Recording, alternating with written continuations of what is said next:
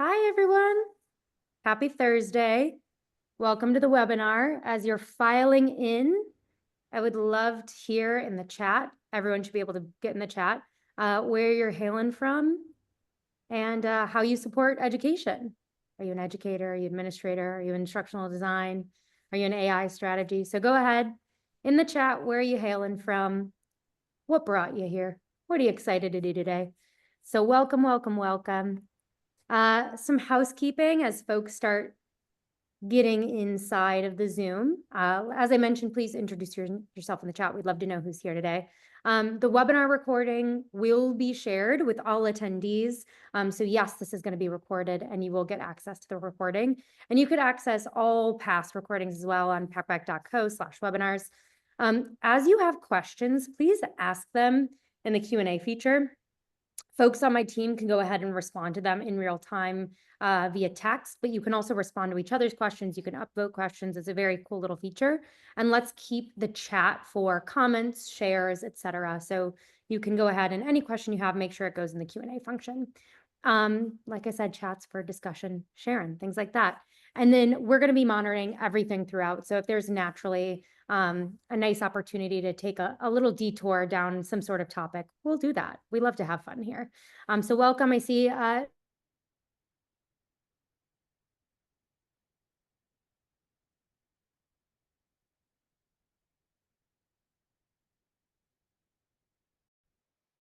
we'll go ahead and get started with some introductions and the agenda. So my name is Kelsey Berenger. I am a former high school chemistry and physics teacher and joined Packback back in 2017 because I wanted to work at the intersection of education and technology professionally. Namely, I wanted to help give students real-time feedback as they were writing, and not just in English language courses, but all courses. As a chemistry teacher, I had to grade a lot of writing, and it would have been great if my students got feedback and I got some help. So happy to be here. I'm the CEO of Packback. And if you know about Packback, you know we live for writing feedback.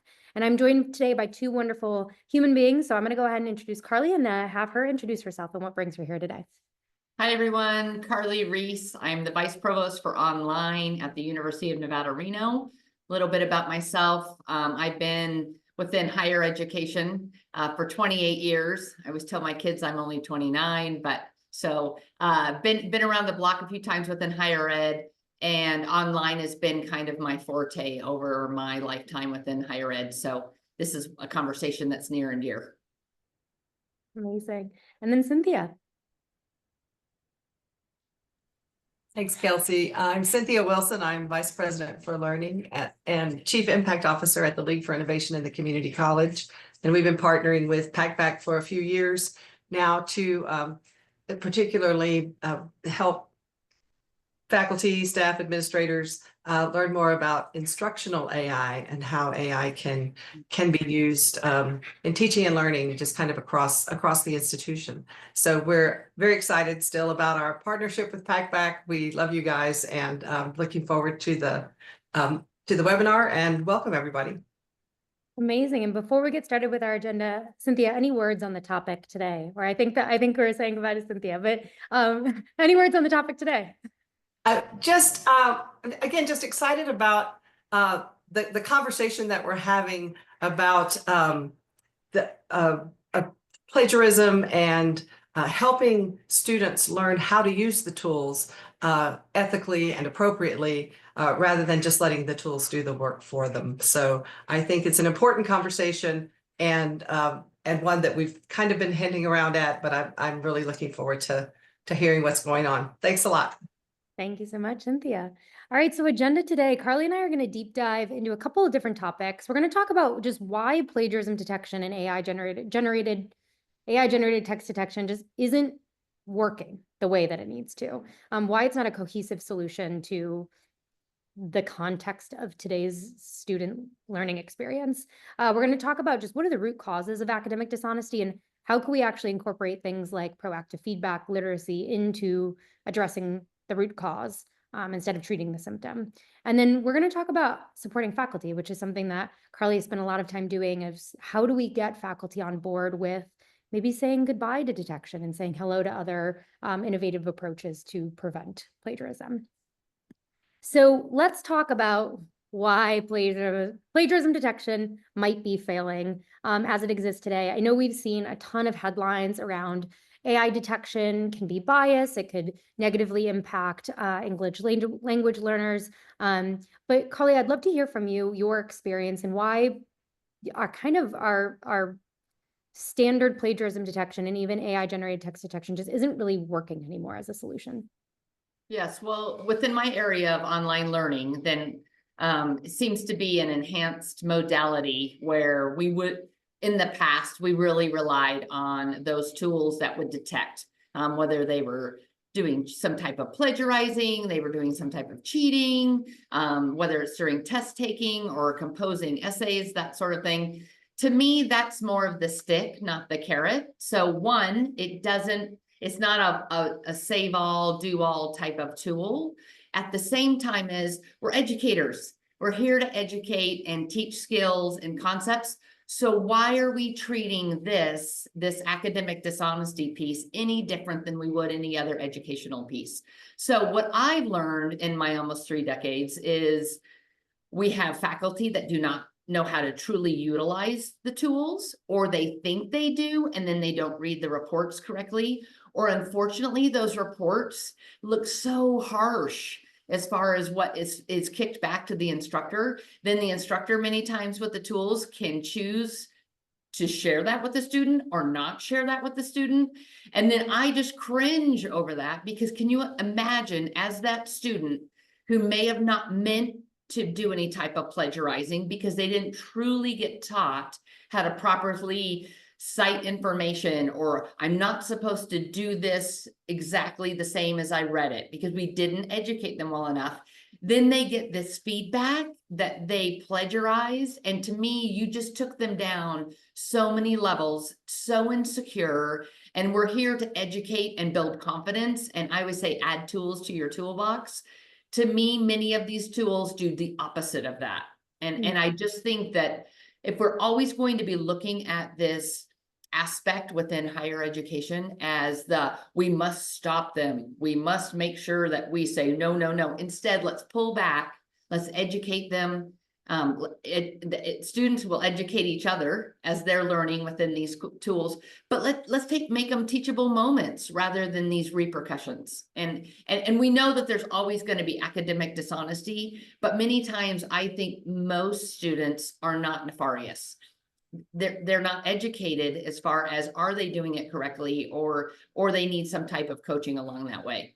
And I think something to my teaching style and the style of pedagogy that we implement here at Packback is very proactive, right? It's expectation setting, it's reinforcement, it's positive feedback. But it doesn't negate the need for guidelines in the classroom or guidelines in a course. But I think my issue with detection is detection isn't necessarily a guideline if students are submitting their work and then getting accused after submission. It doesn't feel like a guideline, it feels like a reprimand. And so I'm curious if you've thought or like had experience with like, what does guideline look like? Or like how Right. how can we bring it forward a little bit more for a student and make it less reprimand? So sharing with them, educating the learners within tools such as Packback, where we're teaching them along the way and giving them like a soft warning. Hey, by the way, this may be, and then they go into the details, rather than, we're not going to tell you what you did wrong. We're going to slap this red flag on you. You're going to be reprimanded. Faculty may or may not go in depth on why you're being reprimanded. And then you're not only accused of something, which you may or may not have done on purpose, but you were not taught, you were not share that specific information. So I like the method, and what Packback has implemented is it's that learn as you go. So you're learning, and I always say soft redirection. So if you're writing along and then you realize, oh my gosh, I shouldn't have copied all of that, or I didn't cite that. Here, let me give you a little nudge. And so it's almost to me like this personal coach that's Mm. there for you, especially if you don't have some, like if you're first generation, you have nobody else in your family or your network that can guide you. To me, not only is it a learning mechanism, but it's also your own personal educational coach to advise you as you work at your own pace and on your own project. Yep, I love that. And I think too, something that I figured is worth sharing is a lot of these tools that have detection capabilities in them, including our own, oftentimes have settings, which is like, do you want the student to be able to get like a pre-flight check and see the report that the educator will see post-submission? And a lot of times people turn that off.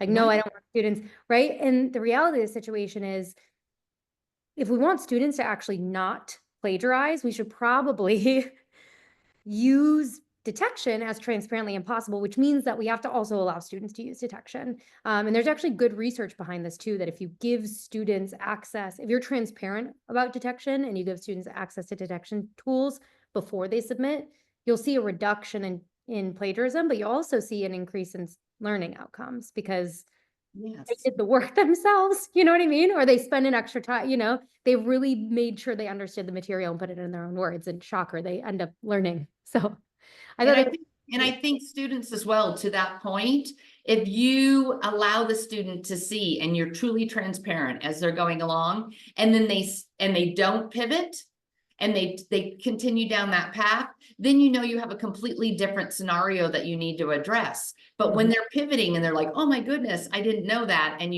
to me, we need to be fully transparent. And we need to educate them as we would anything else. How to use a computer, how to properly cite information, how to be academically honest. And even like why it's not okay to publish other people's work as your own, like even from, because sometimes they're like, oh, why can't I do that? Like helping them explain the why behind the decisions we're making. I know that's probably more of like a high school, maybe middle school thing, but let's not also like overestimate Right. how much context or training a student has received before they enter the higher education space, right? True. That's important. So speaking of students, I think in order for us to really talk about academic integrity, originality, dishonesty, you have to just kind of dial it back and talk about why students might cheat in the first place. And I think you and I had a really great conversation about this. So I'd love, Carly, just from your experience, when you think about the reasons why students cheat, where are we landing? And what do you see as the most common reasons for dishonesty? Well, I think that you have multiple audiences within that category. Not everyone has the same incentive behind it. We all know that we have an audience of stress cheaters where they hit panic, and they start to do things out of that panic moment. And I mean, you're always going to have those individuals, but then you also have individuals. And I personally, maybe I'm Pollyanna, but I personally believe that there are more students that are nefarious out of the gate on purpose, that's a very small audience. And I don't think that the ill will of the student is what's first and foremost in their mind.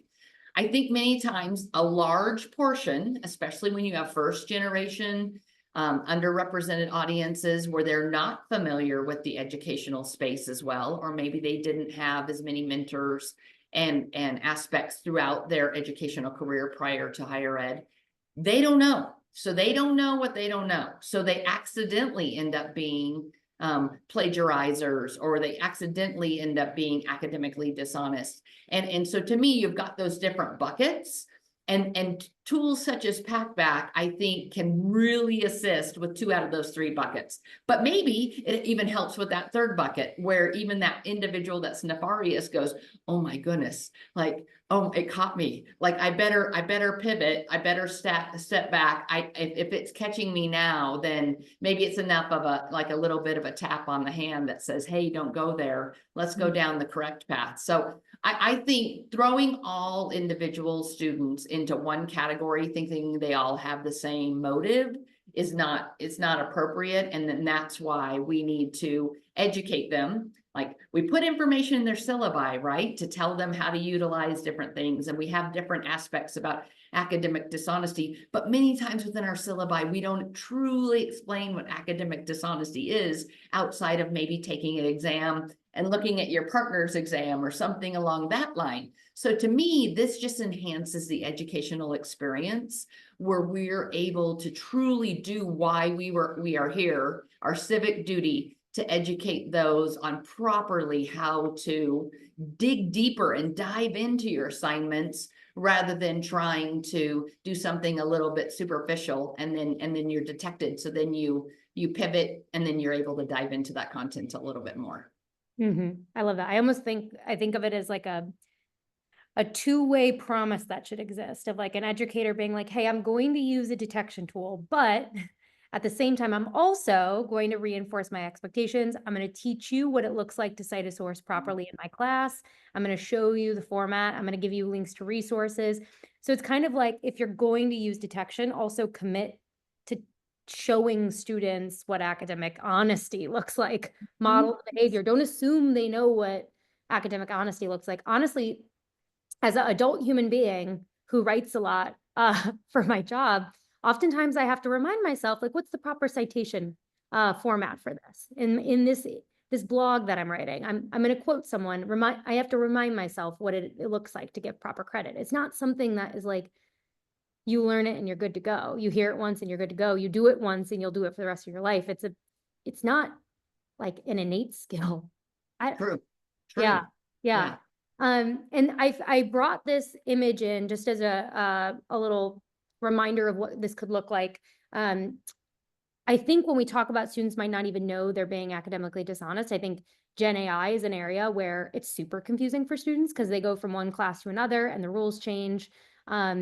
They keep hearing that, employees and employers are using Gen AI to write emails and write blog posts. And then we tell them they can't use Gen AI to write anything. So the rules are really unclear for them. So I love this. This is an image from ditchthattextbook.com, and we'll share this deck out if you want access to it. But it's just something that this professor puts on every single assignment, every single time, because she's like, I'm not going to assume that they just know the rules if I don't actually communicate the rules. So I really, really love this. I don't know, Carly, if you've run into anything at your institution or that's been successful in just kind of reinforcing expectations for students.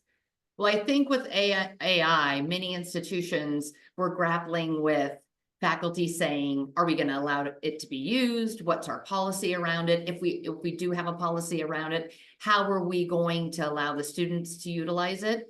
But then there's that whole other aspect of teaching the students how to properly utilize the tool. So I think her quote is perfect because it's able to, not only are we saying yes, no, we're in between with utilizing various tools, we've got to educate our students on how to utilize these tools. And that's what I think is most important. You can have policies all day long in all of our institutions. I think we've had committees, we've had faculty senates, everything along the line as far as creating these ethics around AI and accessibility around AI, but we don't bother to break it down for the student in the syllabus and many times within the course like we do other policies and practices. 100%. Yeah. We have to do more teaching, which is good because it's what we're here to do, right? Do more of what we want to do.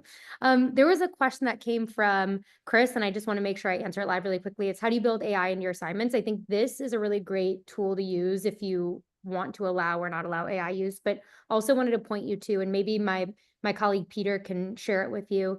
We ran a workshop last summer where a couple of educators former educators who work at Packback actually put together like lesson plans that actually incorporate Claude, ChatGPT, things like that, and have AI incorporated in the assignment, but in a structured way. So I'll have perhaps Peter, reply and share the link to that workshop. Let me make sure that I go ahead and mark that as answered. So let's talk about the future of academic integrity and AI literacy, because I think when we talk about academic integrity, there are so many different there's so much connective tissue. Are they AI literate? And do they know how to use AI in a way that's academically honest and preserves originality and critical thinking? Because that's why we care about originality, is because we care about critical thinking. I think there's also the question of, are we being proactive and are we motivating a student to want to learn and to want to write in their original voice? There's just a lot of different threads to pull. So I'm just curious to hear from you, how do you think about kind of positive applications of AI? How might AI already be, or how can it actually deter things like academic dishonesty, improve educational experience, prepare, support students and educators, and not just be a Gen AI, creative tool? Right. So I think first and foremost, despite some faculty that are within higher education, AI is not going anywhere. I mean, we do still have some that are burying their heads in the sand and they're hoping it goes away if they close their eyes and close their ears. It's not going away. So my comment is, we know it's not going away. So why don't we get on the forefront of it and let's help guide that conversation, and let's help craft on how these tools will be utilized within the higher education space. So what does that mean? That means infusing these tools within our academia and educating about ethics, educating students about usage, because they're using it anyway. I mean, if you truly as a faculty member are saying, no, I forbid this in my class, and you truly still think your students aren't using it, well, what is it? Waterfront property in Arizona I've got for you, because we know for a fact that they're going to use it. So why not craft the conversation, infuse that information into the content in your curriculum, so that we're teaching them the tools, because industry is ahead of us. Industry is always ahead of us in higher ed, and they're already saying AI is the new soft tool, like the soft skills tool. So why don't we start taking this, teaching them the literacy of AI, teaching them the ethics of AI, teaching them how to utilize it. And Packback's one of those tools where we can infuse that into the course. And then by doing that, we're deterring academic dishonesty. We're allowing them to feel more confident about their learning, which then will enhance their confidence to deep dive more into their education. And we've just made a more well-rounded, educated student who then is a better community member, right? So to me, it just is a great ripple effect. I love it. And we're already saying, there's a research article and it's imperfect, but that shows that the more students actually know about artificial intelligence, specifically generative AI, things like ChatGPT, Claude, the less likely they are to use it, because they understand the limitations. Because if it's time for them to go do like a comprehensive research article that they have to, I think about the last assignment I did for my master's degree, I had to talk about my own teaching experience, talk about my own students, their own scores on an assessment I gave. It just almost seems like it'd be more work to get Gen AI to do it, because I'd have to train it on all the data, give it the context, and maybe it could have helped me come up with like an outline or given me feedback on the product that I put together. But I also wanted to write the paper because it's based on my own experience. So I think it's just important that we keep in mind that the less we talk about it, it actually might encourage students to explore it because they just don't know the limitations. Exactly. It's absolutely wild. We had a good question come up. When is AI considered not plagiarism? A student asked me if they have consistent conversations back and forth on GPT, can they use the final result without it being plagiarism? I have a kind of a thought on this. I don't know, Carly, if you have a thought on this. Well, to that great question, by the way, something that is first foremost with many of the faculty, and I'll be honest, it's kind of a loaded question because it depends on the faculty member. It depends on what their policy was in their course. To me, I'm all about even using AI, use multiple types of AI within your course and have students using the Claudes and the Chat GPTs in their courses and correcting those hallucinations and those errors and those mistakes, kind of concept. But I mean, Kelsey, feel free to jump in there. But to me, it's strictly, we leave that kind of more at the educators level to decide how they want to grapple that within their class, which totally depends on what they've taken their stance on with their policy around AI in general. Yep. I think I agree because I saw a comment of like the what plagiarism means, the definition has to change. Because I think about if a student is going back and forth as the chatbot and prompting it and having it to make errors, and they're writing a graduate level piece about their own research that they've conducted, that to me is them flexing the soft skill of prompting generative AI to produce a piece of work. But if it's like I don't know, a high school student writing the very first research paper they've ever written, like, do we want high school students prompting generative AI to give them, to like scaffold the creation of a document? I don't know. I think the context is, what's the purpose of the assignment? Is the purpose of the assignment to learn how to write and to grow in your writing skills and your composition skills and your research skills? Or is the purpose of the assignment to communicate your own ideas and interpretation of something that's happened? And I think it's the context of the assignment, it's the context of the student and the skills we want them to learn by completing and getting feedback on the assignment. So I think the annoying thing, because not everybody's going to love this, is that every time you ask a student to produce a piece of work, you should communicate, is AI allowed or not? If it's allowed, how heavy-handed should AI be? What are the types of things that would be okay? And I think it's just a scenario where educators that assign and grade writing are probably going to have to also do a lot of modeling. But it's good because it's going to teach students things. And I also don't necessarily blame an educator if they say no AI is allowed on this. Because let's say all they want to do is assess what you know. Like sometimes I would just have my students pick up pen and paper and just write for a minute, everything you know about the electron. Tell me everything you know about the electron. I don't want them using AI for that because it was a check for understanding. Right. So I don't know if any of that speaks to you, but I do think it comes down to autonomy and context.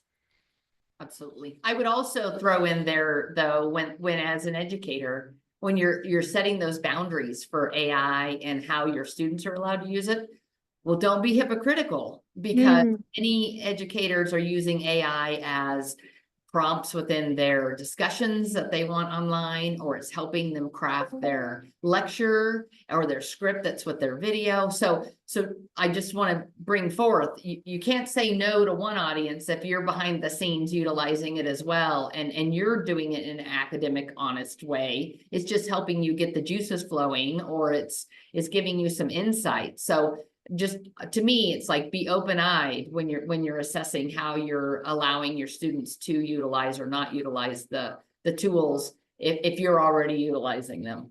It's, I think just that premise in general of like reciprocity modeling in education is so important. Like I always said as an educator, like if I'm going to expect respect from my students, they get respect from me.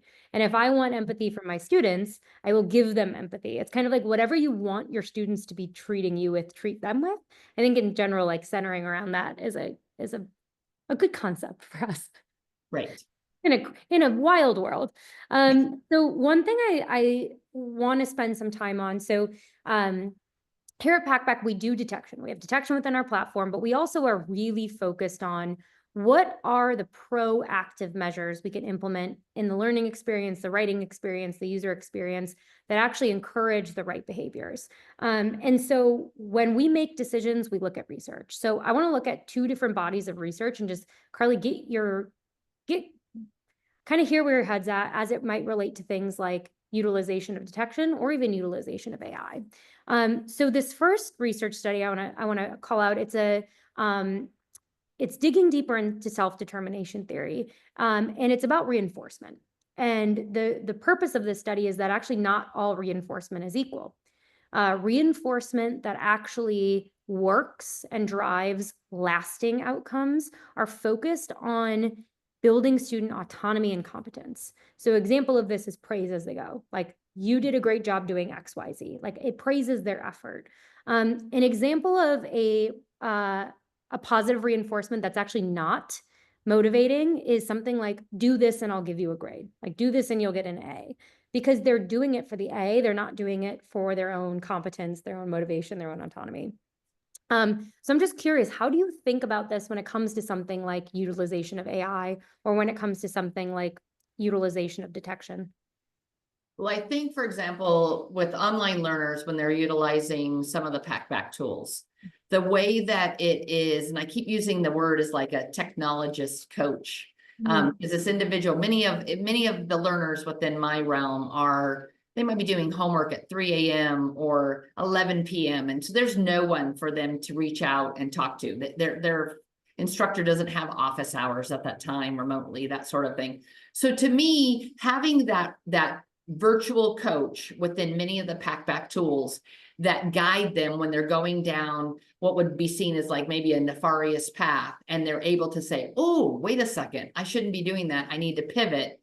To me, that's huge. And then they're being taught, or they have this component that's impacting them in a positive way that they don't even know yet, as they're working on this traditional writing assignment or this discussion post or something of that nature.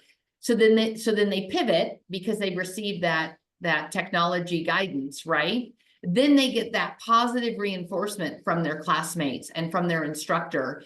And then they're like, wait, oh, wow, I can really do this. My confidence is going up. Maybe that is going to impact them for recidivism throughout the class or within their program. So to me, just those small incremental aspects where we're showing support, even though it's a virtual way, to me can be positively impactful. And then along that way, you're building their confidence where they're going to become an even better student and a better writer. I love that. And this study, I think, really underpins what you said.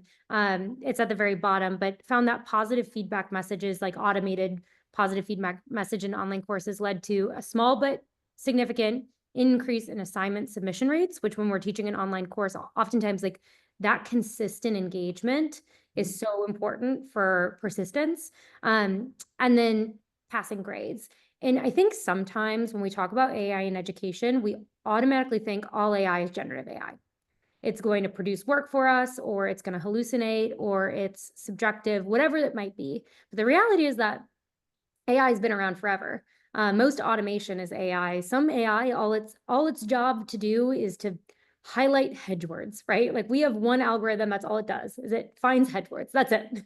It's not complex, it's not generative. And I think this is a great example of where AI could be really helpful. We just have to be open-minded to learning about AI, because it could do things like when a student presses submit, send them a small piece of praise to just keep them going. And it's not giving them a carrot, but it is giving them a reinforcement and a positive little message. Because I think we oftentimes think that our students don't need, like, right, the rainbows and butterflies love, but that's part of learning and motivation, is giving them that praise. In a virtual world, they really need that. So many times you'll have a busy adult or non-traditional learner, and they definitely need to have that engagement and that support, because many times they're returning to the educational environment after having stopped out for however many years or semesters. And then they need to build that confidence back up again. And I would say they need to feel that love, like show them some love, even if it comes back in these small little increment details. They've got to build that confidence somewhere, and the recidivism stays if they've got that confidence and they're feeling as though they are being valued and they're being their information and submissions are being read, that sort of thing. So to me, those bite-sized attaboys are important. Yep. Yeah, I couldn't agree more. Let's talk about the cost of reprimand. This study is more reflective of the K through 12 space and that classroom and less higher ed, but they tracked a bunch of educators. They counted the praise to reprimand. They created a ratio. The higher the ratio of praise to reprimand, the higher the learning outcomes. The more engaged students are, the better the learning outcomes. This isn't really shocking, right? Like, it's everything we know about good teaching, right? Modeling, reinforcement, feedback. But I'm curious how we could apply it to the higher education setting, namely when it comes to things like, how do we do detection in a way that minimizes reprimand? And I'm not even going to say detection, academic honesty in a way that minimizes reprimand, but maximizes praise. So I would say that Packback encompasses this, because many times in higher education, when you have academic dishonesty, it's not quick. Like you don't hear within minutes, you don't hear within a few days. Sometimes faculty won't even submit their academic dishonesty paperwork about the student for weeks or at the end of the term. And so then the student is completely caught off guard and are like, okay, that was multiple weeks ago. What did I do wrong? Why is this happening now?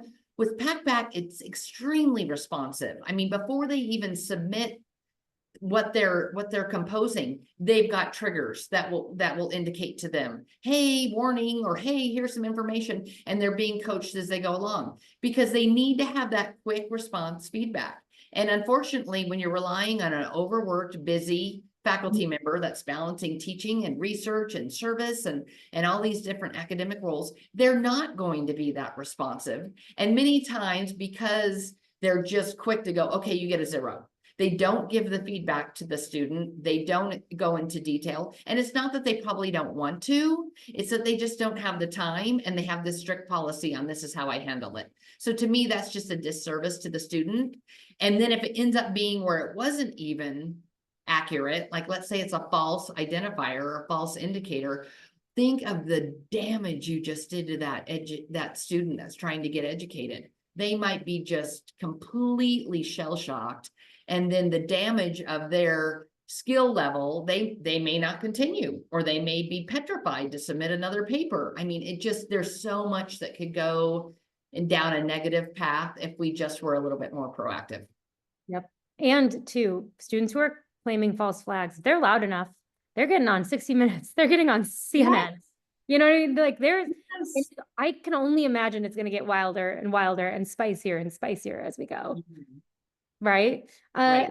I think you brought up a really good point here. A lot of things we're talking about are really like, of course, this is the approach we want to teaching. Of course, we want to have conversations with students, but the reality of the situation is sometimes it's just really hard.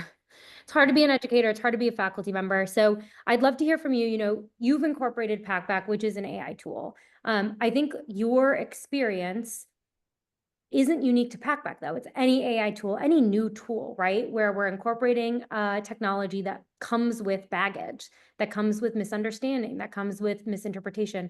I'd love to hear from you. How have you supported faculty to get excited about new technology and then overcome any resistance you run into? So I think you have to realize you're never going to get 100% of faculty on board. So many faculty are not proponents of change. The change scares them to death. They're not going to be the ones that are going to jump in the front of the line and raise their hand and say, I'm all in. But there is always a small cadre of faculty that are like, I'm in, like, show me how this works, that sort of thing, because they don't know what they don't know, right? So within our institution, especially for our online faculty, we actually have infused Packback into our training that we require all of our online faculty to go through, and we make them utilize Packback as a student. So we put them in a course, we give them assignments as they're developing their class. So they're making their own assignments for their online class, but we're making them do all of those activities from the student side. And I'll be honest with you, there's a third of the faculty that are in the training that they are kicking and screaming. They were like, I haven't been a student for decades. Don't make me do this. And that's fine. But the great part is those faculty members that are kicking and screaming in the beginning, they're the ones that at the end of the training, oh my goodness, they're our biggest champions. And Yeah. both they gossip like schoolgirls. It's great because then they go and they ignite the fire within their departments. And so now what has happened is we're not having to explain it and sell it as well. Our faculty are already doing that, and they've already heard about it before they come to the training. I love that. I also love the concept of experimentation, because I think to be told what something is or isn't is one thing, but then to actually just experience it from your student's perspective, what a Yeah. great way to understand the impact of something, to build empathy with the student experience.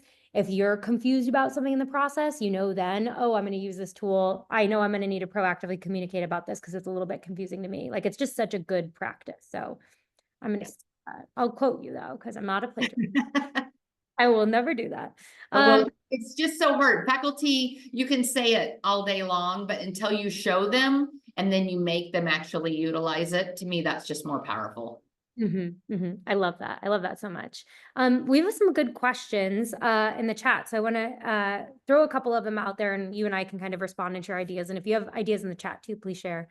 But this one comes to mind a lot, especially as we start seeing different news come about, i.e. the California college system partnering with OpenAI. How do you address using generative AI assignments in class and ensuring equity when it comes to access to generative AI? Many of my students can't afford to pay for the full version of GPT, and I don't want to have an issue where there's unintentionally impacted by AI. So I'm curious if you have any thoughts on this or how you've addressed it. Well, so obviously at our institution, accessibility and equitability is very important to us. And I would say, not that I'm trying to give the big pitch, but that's one piece that Packback's great about. We don't make the students pay for it. We're already paying for that within the class. And to me, we just made everybody on an equal foundation. Is there aspects where I think there's inequitable assignments or access, because maybe somebody has ChatGPT 4.0, somebody else has just ChatGPT, doesn't work as well, that kind of piece. So I think you're always going to have some inequalities available, but I would say when you're developing your assignments and you're developing your syllabi, and if you infuse certain tools like Packback, you're able to combat many of that inequalities that are there. And it just really being that foresight about when I'm developing this assignment, if somebody has only ChatGPT and somebody has the paid ChatGPT 4.0, how will this vary the assignment? And I think us as educators, we have to be looking at our assignments in that capacity to truly make sure that we're leveling the playing field. Because unfortunately, we can't make everyone always equitable. So we've got to make sure that our assignments and our modules and our assessments and all of those pieces, we've got to make sure that we're trying to make it as fair as possible. I actually I have GPT Pro, and I just used it for deep research. It was awesome. I mean, it takes a while. It's like, it's scanning it's doing a bunch of stuff. It's getting me peer-reviewed journal articles. But it's amazing what some of these pro models could do. Something that I would recommend reading for anybody interested, at Boston University, it was like a data science class. It was some sort of like 300 level class, came together, and their project was to create a Gen AI policy for the department. And part of the policy actually acknowledged the fact that if a student uses Gen AI, they should disclose it, version, chat history, things like that. And then the way in which that assignment is assessed should be more rigorous than a student who doesn't use AI. Now, perfect world is every student is saying, I didn't use AI, I did use AI, this is how I used it. But I thought that was a really cool example of like, all right, if we're encouraging AI use and we model how to cite proper use, here's my chat history, this is the version I'm using. Then when a student says, hey, listen, I didn't use AI, we could look at their submission through a different lens. Again, that's perfect world. I think we're a little bit too far away from that to make it work in reality across the board. I think the other thing too that comes to mind that I hear a lot is there's so much stickiness with, are all my students given the same access to the same supports? Because now generative AI is just one more thing. Because let's think about it, stable Wi-Fi. That's not necessarily something that we can promise every single student, right? Because we can't go into their home and give them access to Wi-Fi. Device speed. Do they even have a device? I used to have students do all of the homework on cell phones because they didn't have laptops. Things like access to tutors. Maybe that student comes from a more affluent family who can provide them maybe a little bit of an extra tutoring, right? So I think we also have to keep in mind of like, how would you address that and then do the same with AI? We don't necessarily have to reinvent the wheel. Any other questions? I think I answered that one. Having students write disclaimer on their paper, of course, still citing helpful, useful when teaching AI literacy. I'm allowing my students to lightly use AI on their research papers, but I told them they must let me know beforehand. Curious if you have any thoughts on that, Carly. I think in the ideal world, like that's great to be able to ask that. And then at least it's putting a forefront to the student saying, hey, you need to document this. You need to be transparent. You need to be informative. Do I think you're always going to have a group, like you had mentioned, Kelsey, you're going to have a group that doesn't share that kind of piece, or maybe do you have your, you have your students that come forth, but then you've got to have also, unfortunately, you've got some other aspect that you've got to have in mind as far as if you did notice, okay, this was obvious, this was very similar to, what I was able to produce in ChatGPT 4 or something of that nature. Do you then, have some type of aspect where you're like, well, a coaching piece where you immediately tell them, please be transparent. I see that hasn't been done, that sort of thing. I think the key is just educating. So even just by telling your students you need to cite this, we are educating them, because they don't know what they don't know. They don't think that that's something that they should have to share, because what do? I mean, many of these students, AI is like part of their fiber, like that they've known with, like, I mean, technology and those kinds of pieces. So to me, that's very important. But I don't think that there's a perfect answer for anything. I think if we're all just trying to do little aspects where we're trying to educate and we're making it forefront, that's part of the cause, right? Like, that's part of us doing our job, educating learners, and then they're going to think about that when they're doing their next paper, or when they're doing their next email for their part-time job, or that kind of aspect. Yep. And I think too, something like that goes back to whenever I created processes in my classroom. I taught in high school, so classroom culture was a big thing for me, and like different processes and systems I had. I was never asking like, what are all of the ways my students might game the system? A little bit. I'm like, what are the most obvious things that a student might like? How might they take this good thing I'm trying to do and make it bad or stink on it? But I wasn't thinking of every single edge case. And I think oftentimes we just have to like hope for the best and like optimize towards the vision we want to create. And then as things pop up, or we have like, hey, I can make that better, like iterative improvement is good. We don't have to nail it. Off the start, like it's okay if I think we learn over time. That's kind of how I feel about something like, I'm going to allow you to use AI. You just have to disclose it. Just go into it with the mindset of my students are going to disclose it because I'm allowing AI. Well, we learn, right? We as educators learn just as much from our students, right? So as students are pivoting because they've been, they've learned information as they're working through Packback. Ooh, I shouldn't be doing that. It's the same as educators, where we're like, oh my goodness, I gave this assignment. I didn't even think that this was a route that they would take. Okay, well, I need to edit this then. So to me, like, it's always a learning process for both of us. I love that. So we're nearing time. So I'd love to just hear from you. Is there anything else kind of in your head when it comes to positive applications of AI, preventing academic dishonesty, teaching students, that you feel like you believe in your core, but maybe you haven't communicated today, or any kind of final thoughts for the audience? I think one piece, and I think all of us in higher ed can probably have a little bit of a thought on this aspect, as far as we've experienced it to some extent, is many faculty, many educators are nervous. They're nervous about AI. Some faculty are nervous they're going to lose their jobs. Some faculty are thinking that no student's going to be honest anymore. So to me, there is that huge fear. I think what I'm optimistic is, I think we're on the cusp of just educating. Many faculty just need to be educated about what AI can do. And we've got to show them the aspects where it's going to truly help students, be more logical thinkers, or they're going to dive in a little bit deeper. They might end up being better writers. I mean, because you look back, people panicked over computers. People panicked over spell check. I mean, there's been so many, oh my gosh, the sky is falling moments in education. And I think this is just another one of those. But I think both students and faculty, I think both of us need to just have more education, because the unknown right now is what's scaring the faculty. And then the students just aren't using it always ethically. And I think too, speaking of education, there's so many free courses.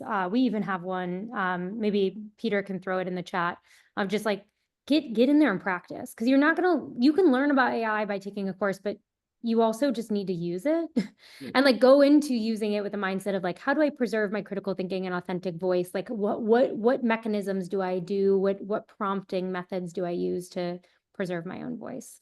I love that. I think before we depart ways, one thing I want to share is, I don't necessarily think there's anything wrong with using detection. As I mentioned, like, we have detection. We are a cohesive learning platform that one of the things we do is AI generated text detection and plagiarism detection. But if we're gonna use detection, if we're gonna have a guideline, if we're gonna have a reprimand, we have to meet that with 3 times the amount of proactivity, praise, expectation setting, transparency. You cannot have one without the other. So I hope nobody feels guilty if they're utilizing detection after coming to this webinar, but I hope that there's a sense of commitment, inspiration, thoughtfulness about matching that detection with, how do we get our students more proactively educated throughout the process? How do we make sure we give them the tools? So I think that's my final thought today. for us. Good point. But I know we're at time.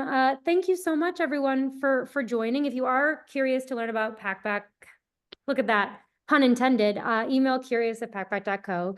Institutions like University of Nevada, Reno have been using Packback for writing feedback and detection. But thank you so much, Carly, for joining. It's such a breath of fresh air. There we go. To chat with, like-minded educators who just really care about student experiences. So thank you so much. I appreciate you. And thanks everyone for coming. Thanks for having me. Bye, everyone.